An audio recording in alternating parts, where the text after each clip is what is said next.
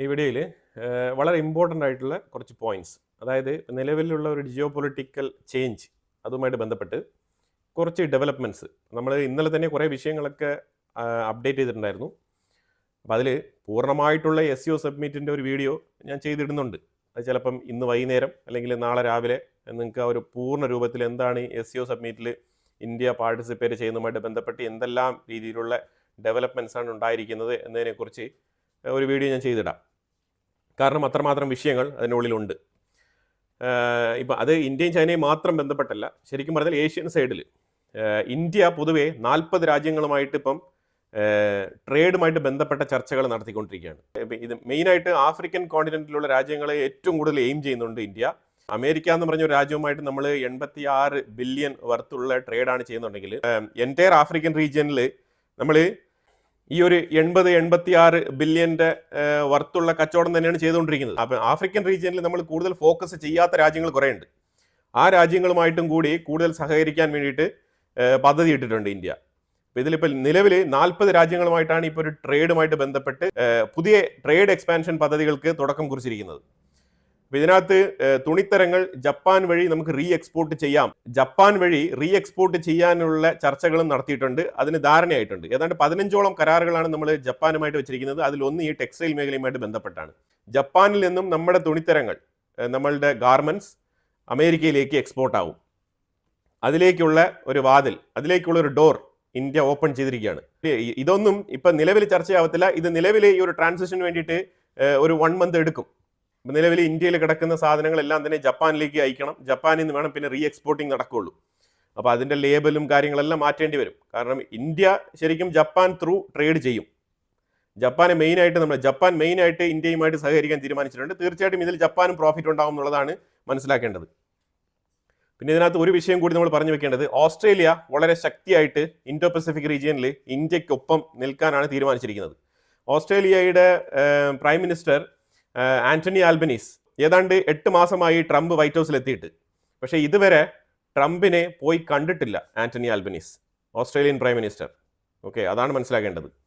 ഇലക്ഷനൊക്കെ ഉണ്ടായിരുന്നു, ഇലക്ഷനൊക്കെ വിജയിച്ചു, വീണ്ടും പ്രൈം മിനിസ്റ്റർ ആയെങ്കിലും പുള്ളി പോയി കണ്ടിട്ടില്ല. അതിലുപരിയായിട്ട് ഓസ്ട്രേലിയ പാലസ്തീൻ സ്റ്റേറ്റിന് വേണ്ടിയിട്ടുള്ള ഒരു സപ്പോർട്ട് കൊടുത്തിട്ടുണ്ടായിരുന്നു. ഇത് തന്നെ അമേരിക്കയുടെ നിലപാടുകൾക്ക് വിരുദ്ധമാണ് ഈ ഒരു സ്റ്റേറ്റ്മെന്റ്. ഈ സ്റ്റീലിന്റെ മേളിൽ 50% താരിഫ് ഇട്ടത് ഓസ്ട്രേലിയയെ ചെറുതായിട്ടല്ല ചൊടിപ്പിച്ചിരിക്കുന്നത്. ഇതിനെ ചൊല്ലി ഓസ്ട്രേലിയ ഓൾറെഡി തന്നെ വിയോജിപ്പ് രേഖപ്പെടുത്തി കഴിഞ്ഞു. ഈ താരിഫ് വിഷയത്തിൽ ഓസ്ട്രേലിയ ശക്തമായിട്ട് അമേരിക്കയെ എതിർക്കുന്നുണ്ട്. പിന്നെ ഇൻഡോ പസഫിക് റീജിയനിൽ അമേരിക്കയെ കൊണ്ട് ഒന്നും തന്നെ സാധിക്കില്ല എന്നുള്ളത് വളരെ വ്യക്തമായിട്ട് ഇൻഡോ പസഫിക്കിൽ കിടക്കുന്ന രാജ്യങ്ങൾക്ക് കൃത്യമായിട്ട് അറിയാം. അപ്പോൾ അതുകൊണ്ട് അവർ അതനുസരിച്ചാണ് കരുക്കൾ നീക്കുന്നത്. പിന്നെ ചിലരൊക്കെ പറയും അമേരിക്ക പറഞ്ഞു കഴിഞ്ഞാൽ എല്ലാ രാജ്യങ്ങളും മുട്ടുമടക്കി നിൽക്കും. എല്ലാ രാജ്യങ്ങളൊന്നും മുട്ടുമടക്കില്ല. പാകിസ്ഥാനെ പോലെ നട്ടലില്ലാത്ത കുറച്ച് രാജ്യങ്ങൾ എവിടെയെങ്കിലും കുറച്ച് ബിസ്ക്കറ്റ് കിട്ടിക്കഴിഞ്ഞാൽ പോയിട്ട് അതും കടിച്ചുകൊണ്ട്, ചായയും കിട്ടിക്കഴിഞ്ഞാൽ അതും കുടിച്ചുകൊണ്ട് അവർക്ക് ഓശാന പാടിക്കൊണ്ട് അങ്ങനെ നടക്കും. പക്ഷേ ഇന്ത്യ അങ്ങനത്തെ രാജ്യമല്ല. അപ്പോൾ ആ രീതിയിൽ എല്ലാ രാജ്യങ്ങളും അമേരിക്കയുടെ ചൊൽപ്പടിക്ക് നിൽക്കുമോ എന്ന് ചോദിച്ചു കഴിഞ്ഞാൽ നിൽക്കില്ല. ഇപ്പോൾ യൂറോപ്പിനെ തന്നെ എത്രയോ നാൾ കൊണ്ട് പ്രഷർ ഇട്ടുകൊണ്ടിരിക്കുകയാണ്. ഇപ്പോൾ ഇതുവരെ ഇന്ത്യക്കെതിരെ ഒരു നടപടിയും യൂറോപ്പ് എടുത്തിട്ടില്ല. പിന്നെ ഞാൻ ഇന്നലെ ഒരു പോയിന്റ് പറഞ്ഞു വെച്ചിട്ടുണ്ടായിരുന്നല്ലോ, അതായത് ഈ ഇന്ത്യയും ചൈനയും തമ്മിൽ അടുക്കുമ്പോഴത്തേക്കും ഈ തൊട്ടടുത്ത് കിടക്കുന്ന കുറച്ച് ആൾക്കാരുണ്ടല്ലോ, ചെറിയ രാജ്യങ്ങൾ, അവർക്കൊക്കെ കുറച്ച് ബുദ്ധിമുട്ടാവും. അപ്പോൾ അതുപോലെ ഒരു ബുദ്ധിമുട്ട് ഇപ്പോൾ രൂപപ്പെട്ടു വന്നിരിക്കുകയാണ്. കൃത്യമായിട്ട് നമ്മൾ ഈ ജിയോ പൊളിറ്റിക്സ് കുറേ വർഷങ്ങൾ കൊണ്ട് നമ്മൾ മോണിറ്റർ ചെയ്തുകൊണ്ടിരിക്കുകയാണ്. അപ്പോൾ ഇത് നമുക്ക് വളരെ വ്യക്തമായിട്ട് മനസ്സിലാക്കാൻ പറ്റും ആർക്കൊക്കെ എന്തൊക്കെ രീതിയിൽ ചൊടിയുണ്ടാവും എന്നുള്ളത്. ഇപ്പോൾ അതാ നേപ്പാളിലെ ശർമ്മ ഒലി ഷീ ജിൻപിങ്ങിനെ കണ്ട് സംസാരിച്ചിട്ട് പറഞ്ഞിരിക്കുകയാണ്, അതായത് ഈ ലിപുലേക്ക് വഴിയാണ് ട്രേഡ് റൂട്ട് ഓപ്പൺ ചെയ്യുന്നത്. അതുപോലെ തന്നെ ഈ കൈലാഷ് മാൻസരോവർ ആ ഒരു റൂട്ടും കൂടി അവിടെയാണ് ഓപ്പൺ ആകുന്നത്, ലിപുലേക്കിൽ. അപ്പോൾ എല്ലാവർക്കും ഓർമ്മയുണ്ടാവും, കുറച്ച് നാൾക്ക് മുമ്പേ നേപ്പാൾ ലിപുലേക്ക്, ലിംബിയാതുര, അതുപോലെ തന്നെ കാലാപാനി. അപ്പോൾ ഈ ലിപുലേക്ക് എന്ന് പറയുന്നത് ആ ഒരു സ്പോട്ട് ഇരിക്കുന്നത് ശരിക്കും നമ്മളുടെ ഉത്തരാഖണ്ഡ് എന്ന് പറഞ്ഞ ആ ഒരു സ്റ്റേറ്റിന്റെ ഉള്ളിലാണ്. ഈ ലിംബിയാതുര, കാലാപാനി, ലിപുലേക്ക് ഇതെല്ലാം തന്നെ സ്ഥിതി ചെയ്യുന്നത്. അപ്പോൾ ഈ ലിപുലേക്ക് ഞങ്ങൾക്ക് അവകാശപ്പെട്ട ഞങ്ങളുടെ റിസർവ്ഡ് പ്ലേസ് ആണ്. അപ്പോൾ അതുകൊണ്ട് ആ ട്രേഡ് റൂട്ട് ഓപ്പൺ ചെയ്യുന്നതിന് ഞങ്ങൾക്ക് വിരോധമുണ്ട് എന്നുള്ള രീതിയിൽ ഒപ്പോസ് ചെയ്തിരിക്കുകയാണ് നേപ്പാളിന്റെ ശർമ്മ ഒലി. നവംബറിലേക്ക് ഇങ്ങോട്ട് വരാനിരിക്കുന്ന സാഹചര്യത്തിലാണ് ഈ ഒപ്പോസൊക്കെ നടത്തിയിരിക്കുന്നത്. അതാണ് മനസ്സിലാക്കേണ്ടത്. അതായത് ഈ നേപ്പാൾ എന്ന് പറഞ്ഞ രാജ്യം നിങ്ങൾ മനസ്സിലാക്കിക്കോണം, ഇന്ത്യക്കും ചൈനയ്ക്കും ഇടയിൽ നിന്നുകൊണ്ട് നല്ല രീതിയിൽ മുതലെടുപ്പ് നടത്തുന്ന ഒരു രാജ്യമാണ് നേപ്പാൾ. അത് നിങ്ങൾ വിശ്വസിച്ചാലും ഇല്ലെങ്കിലും. നേപ്പാളിൽ കുറേ ഹിന്ദു കമ്മ്യൂണിറ്റീസ് ഉണ്ട്, കുറേ ബുദ്ധിസ്റ്റുകളുണ്ട്. നേപ്പാളിൽ ഈ ഒരു ശർമ്മ ഒലി, ഇയാൾ കമ്മ്യൂണിസ്റ്റ് ഭരണകൂടത്തിനാണ് അവിടെ നേതൃത്വം കൊടുക്കുന്നത്. അപ്പോൾ പുള്ളി ഇപ്പം ഈ ഒരു രീതിയിലുള്ള മാപ്പും, ഈ മാപ്പൊക്കെ ഏതാണ്ട് വർഷങ്ങൾക്ക് മുമ്പേ, ഒരു 6-7 വർഷങ്ങൾക്ക് മുമ്പ് തന്നെ ഇയാൾ ഇന്ത്യയുടെ കുറേ സ്ഥലങ്ങളൊക്കെ കൂട്ടിച്ചേർത്തുകൊണ്ട് മാപ്പ് പ്രസിദ്ധീകരിച്ചതാണ്. ഇപ്പൊ ഇന്ത്യയും ചൈനയും ചെറുതായിട്ടൊന്ന് അടുക്കുന്നു എന്ന് അറിഞ്ഞ സ്ഥിതിക്ക് പെട്ടെന്ന് തന്നെ അയാൾക്ക് കുരു പൊട്ടിക്കൊണ്ട് അയാൾ വന്നിരിക്കുകയാണ്. അപ്പോൾ ഇത് ഇന്ത്യ എടുത്ത് സംസാരിക്കാൻ പറ്റില്ല. കാരണം ഇന്ത്യ എടുത്ത് സംസാരിച്ചു കഴിഞ്ഞാൽ നേപ്പാളുമായിട്ടുള്ള കംപ്ലീറ്റ് ഡിപ്ലോമസി തകരും. അതിൽ യാതൊരു മാറ്റമില്ല. നിലവിൽ നേപ്പാളിന്റെ ആർമി ചീഫിനെയൊക്കെ വിളിച്ചിട്ട് നമ്മൾ അവാർഡൊക്കെ കൊടുത്ത് വിട്ടതാണ് അങ്ങോട്ട്. ഞാൻ അപ്പോഴേ പറഞ്ഞിരുന്നു, യുവമാരെയൊക്കെ വിളിച്ചിട്ട് ഇതൊന്നും കൊടുക്കേണ്ട ആവശ്യമില്ല. അതിൽ ഏതൊരു അവസ്ഥയിലും ഇന്ത്യയെ തള്ളിപ്പറയാൻ യാതൊരു മടിയുമില്ലാത്ത കുറച്ച് ആൾക്കാരാണ് ഇന്ത്യയെ ചുറ്റിപ്പറ്റി കിടക്കുന്നത്. പ്രത്യേകിച്ചും ഇന്ത്യ വളരുന്നതിൽ വല്ലാത്ത രീതിയിലുള്ള ജലസ് ഉള്ള രാജ്യങ്ങളാണ് ചുറ്റിപ്പറ്റി കിടക്കുന്നത്. പ്രത്യേകിച്ച് ബംഗ്ലാദേശ്, നേപ്പാൾ, അതുപോലെ തന്നെ ശ്രീലങ്ക, മാൽഡീവ്സ്, ഇതേപോലത്തെ രാജ്യങ്ങളൊക്കെ. കാരണം അവരുടെ വിചാരം എന്ന് പറഞ്ഞാൽ ഇന്ത്യയെ അണ്ടർ എസ്റ്റിമേറ്റ് ചെയ്ത് വെച്ചിരിക്കുന്ന ആൾക്കാരാണ്. അവരെ സംബന്ധിച്ചിടത്തോളം ചൈനയുടെ കയ്യിൽ നല്ല പൈസയുണ്ട്. അപ്പോൾ ചൈന ഇന്ത്യയെ സ്വാധീനിക്കുന്ന രീതിയിൽ എന്തെങ്കിലും പ്രവർത്തികൾ ചെയ്യാൻ വേണ്ടിയിട്ട് ഇവർക്ക് നല്ല രീതിയിൽ ഫണ്ട് കൊടുക്കും. അപ്പോൾ അതുമായിട്ട് ബന്ധപ്പെട്ടാണ് അവരെപ്പോഴും ഇന്ത്യയെ കാണുന്നത്. അങ്ങനെ ഇന്ത്യയെ ചുറ്റിപ്പറ്റി കിടക്കുന്ന വിളവെടുപ്പ് നടത്തുന്ന കൂട്ടത്തിൽപ്പെട്ട രാജ്യങ്ങളിൽ ഒന്നാണ് ഈ നേപ്പാൾ.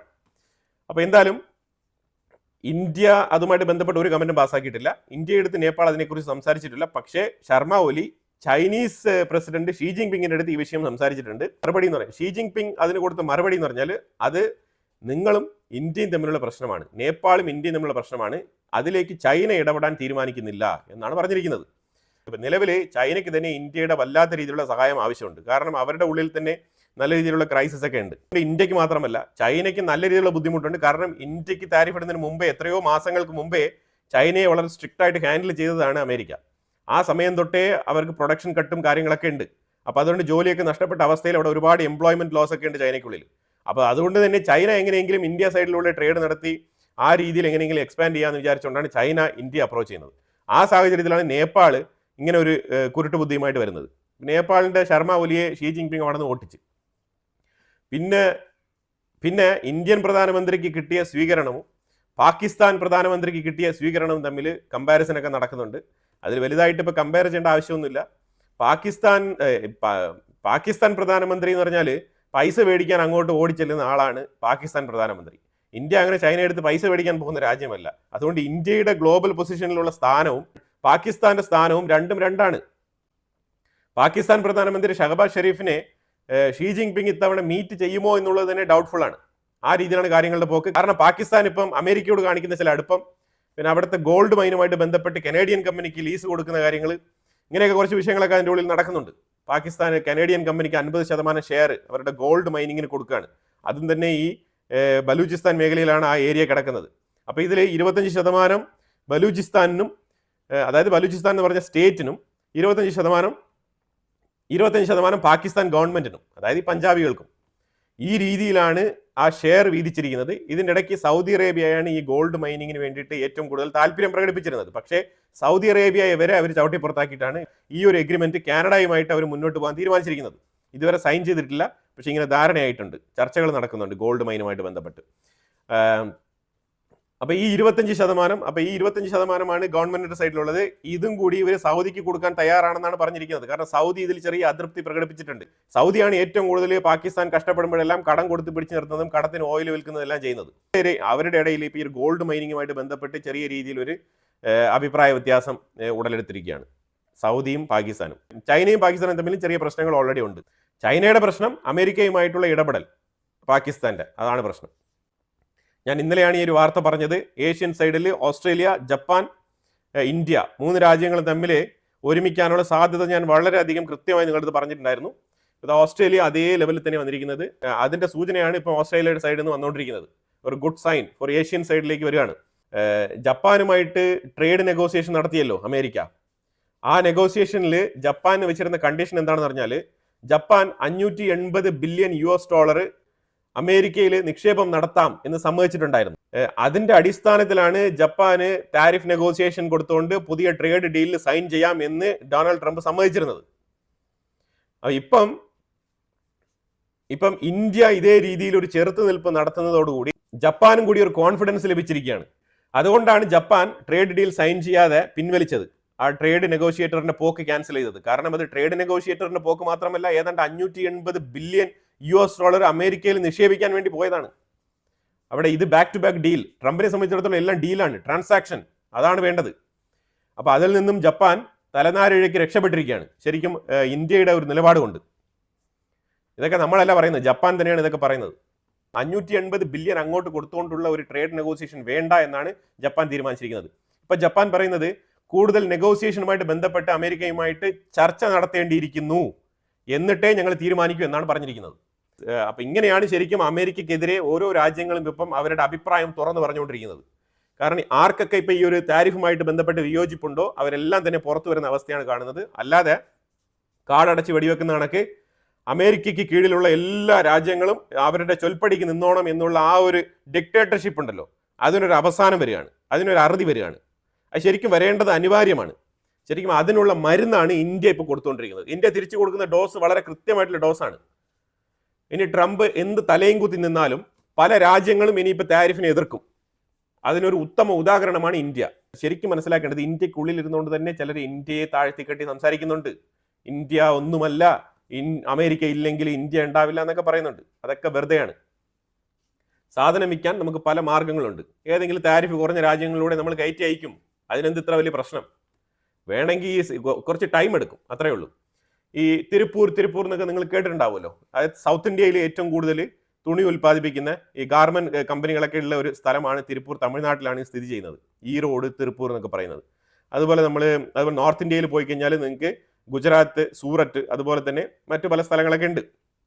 ഇതിലിപ്പോൾ തമിഴ്നാട്ടിലെ ഒരു എക്സാമ്പിൾ ഞാൻ പറയാം. ഞാൻ അവിടുത്തെ കാര്യങ്ങളൊക്കെ കുറച്ച് ഡീറ്റെയിൽ ആയിട്ട് ഒന്ന് വായിച്ച് മനസ്സിലാക്കിയപ്പോഴത്തേക്കും നമുക്ക് മനസ്സിലാക്കാൻ പറ്റിയത് അവിടെയൊക്കെ ആഫ്രിക്കക്കാരാണ് ഏറ്റവും കൂടുതൽ. നൈജീരിയക്കാർ അവിടെ പണിയെടുക്കുന്നുണ്ട്. അതുപോലെ തന്നെ നോർത്ത് ഇന്ത്യൻസ്, അവിടെ വെസ്റ്റ് ബംഗാൾ മേഖലയിലുള്ള ആൾക്കാർ പണിയെടുക്കുന്നുണ്ട്. അതിൽ തന്നെ എത്ര ഇനി ബംഗ്ലാദേശികൾ ഉണ്ടെന്ന് പോലും നമുക്കറിയത്തില്ല. ആ രീതിയിലുള്ള ആൾക്കാരാണ് അവിടെ പണിയെടുക്കുന്നത്. ഈ തമിഴ്നാട് ഒറിജിൻ ആയിട്ടുള്ള ആൾക്കാർ അവിടെ പണിയെടുക്കുന്നത് വളരെ കുറവാണ്. അങ്ങനെ മറ്റുള്ള സ്റ്റേറ്റുകളിലുള്ള ആൾക്കാരാണ് അവിടെ കൂടുതൽ പണിയെടുക്കുന്നത്. അതിലുപരിയായിട്ട് ഈ നൈജീരിയൻ, ആഫ്രിക്കൻ റീജിയനുള്ള ആൾക്കാർ അവിടെ ഒരുപാടുണ്ട്. അപ്പൊ അവർ ഏറ്റവും കൂടുതൽ അവരുടെ തുണി ആഫ്രിക്കയിലോട്ടാണ് കയറ്റി അയക്കുന്നത്. അതായത് ഇന്ത്യക്ക് ബദൽ മാർക്കറ്റ് ഉണ്ട്, അതാണ് മനസ്സിലാക്കേണ്ടത്. പിന്നെ നമ്മൾ അമേരിക്കയിലേക്ക് കയറ്റി അയച്ചുകൊണ്ടിരുന്ന ഒരു വലിയ സ്റ്റോക്ക് ഉണ്ടല്ലോ, ഒരു 10 ബില്യന്റെ കച്ചവടമാണ് അത്. ശരിക്കും പറഞ്ഞാൽ ആനുവലി ഒരു $10 ബില്യൺ കച്ചവടമാണ് തുണി കൊണ്ട് നടക്കുന്നത് ഇന്ത്യയിൽ. അത് അമേരിക്കയിൽ നിന്ന് കിട്ടുന്നത്. ആ $10 ബില്യൺ കച്ചവടം എന്ന് പറഞ്ഞാൽ അത് നമുക്ക് വേറെ ഏതെങ്കിലും രാജ്യം വഴി കയറ്റി അയക്കാം. അതാണ് ഇപ്പൊ ജപ്പാൻ വഴി കയറ്റി അയക്കാം എന്ന് ഇന്ത്യ തീരുമാനിച്ചിരിക്കുന്നത്. എന്തായാലും ജപ്പാൻ ഇന്ന് കയറ്റി അയക്കുമ്പം അവരുടെ ആ താരിഫ് റേഞ്ചല്ലേ വരുള്ളൂ. ആ രീതിയിൽ കാര്യങ്ങൾ മുന്നോട്ട് പോകും. സോ അങ്ങനെ നമുക്ക് അമേരിക്കൻ മാർക്കറ്റിൽ ഒരു കോമ്പറ്റീറ്റീവ് പ്രൈസ് റേഞ്ച് നമുക്ക് കീപ്പ് ചെയ്യാൻ കഴിയും. അപ്പോൾ അതുകൊണ്ട് യൂറോപ്യൻ മാർക്കറ്റിൽ നമുക്ക് തീർച്ചയായിട്ടും UK വഴി നമ്മൾ ഫ്രീ ട്രേഡ് എഗ്രിമെന്റ് ചെയ്തിട്ടുണ്ട്. അത് തന്നെ ഇപ്പോൾ നെക്സ്റ്റ് വീക്ക് അത് ഇംപ്ലിമെന്റ് ആവും.